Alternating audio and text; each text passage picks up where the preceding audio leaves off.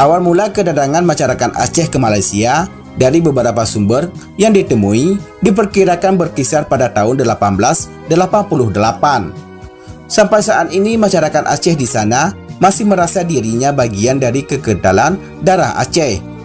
Jika dilihat dari cara mereka berinteraksi dengan gaya Aceh yang mereka ekspresikan dalam perilaku adat dan budaya, sama sekali tidak terlihat ada kejanggalan sedikit pun. Bahkan akan terasa bahwa kita sedang berada di Aceh dalam suasana adat dan budaya 20 tahun ke belakang. Sebelum lanjut, tekan dulu subscribe, like, dan share agar sejarah Aceh lebih terpandang di mata dunia.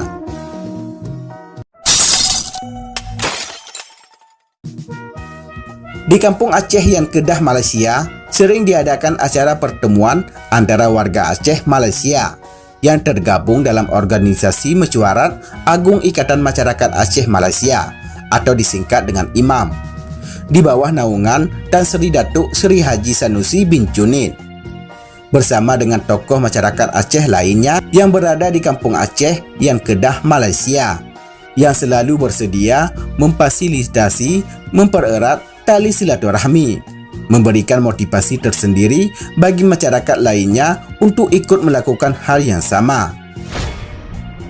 Alhasil daripada ikatan silaturahmi yang tak pernah terputus, kita masih dapat melihat jiwa keacehan yang masih kental, yang tercermin dari adat, budaya, dan bahasa, meskipun telah terasing 1 abad lebih dari kampung halaman Indatu. Apabila kita berkunjung ke kampung Aceh yang Kedah, Malaysia, pasti akan dijumpai banyak hal yang serupa dengan apa yang ada di Aceh sekarang ini.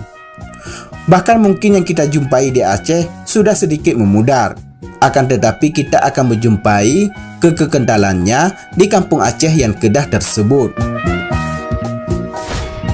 Nilai keacehan lain yang masih terlihat akrab dengan mereka adalah santun kata dan adab pejameh atau cara menyambut tamu.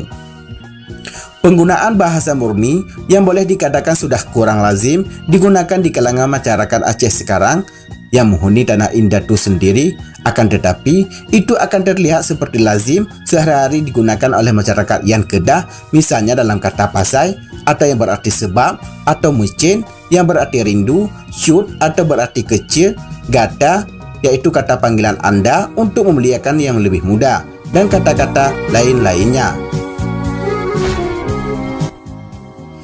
Di sisi lain, mereka tidak hanya setia dengan warisan Indatu, tapi mereka juga setia untuk negara kelahiran.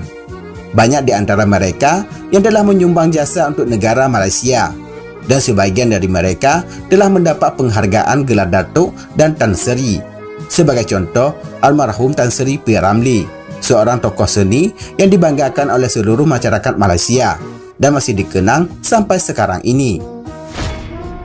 Contoh lain, Tan Sri Datuk Sri Haji Sanusi bin Junid. Beliau adalah seorang terdekat Dr. Mahathir Mohamad. Beliau juga pernah menjabat sebagai Menteri Besar Kedah. Dan masih banyak tokoh-tokoh lain yang menjadi tonggak keberhasilan negara Malaysia seperti yang kita lihat pada hari ini.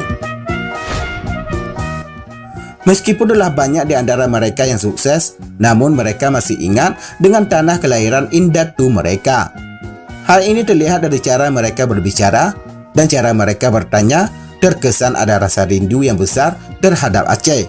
Pasca damai, ramai di antara mereka yang telah melampiaskan rasa rindu dengan sawu saudara berkunjung ke Aceh. Menurut sebuah sumber, pada zaman penjajahan Belanda, kampung Aceh yang Kedah, Malaysia juga menjadi satu tempat pengatur strategi perjuangan. Bahkan beberapa ulama besar, di antaranya Tengku Cik Haji Hasan Kurungkali dan Tengku Cik Pantai Kulu, pernah singgah di kampung yang Kedah. Konon, hikayat Perang Sabi karya Tengku Cik Pantai Kulu disusun saat beliau berada di kampung Aceh. Sepintas lalu, kita dapat meraba haluan garis besar yang membuat mereka sampai saat ini masih merasa dirinya bagian dari orang Aceh. Adalah perhatian tentang silsilah yang terus-menerus disegarkan dari generasi ke generasi. Cerita tentang silsilah yang tak pernah putus diikuti dengan pengamalan, sikap dan perilaku dari sumber silsilah mereka berada. terbentuklah sebuah pelestarian yang komplit, sederhana, dan sempurna. Sebagai keturunan Aceh yang tidak lupa tentang asal-usul yang menyandang kita sebagai saudara, sudah sepatutnya kita memberikan apresiasi atas pelestarian sesama warisan leluhur. Setidaknya, mereka yang telah jauh dengan kita ada pengalaman yang berbeda yang bisa kita bagi setiap waktu. Demikianlah informasi singkat sejarah Kampung Aceh di Malaysia.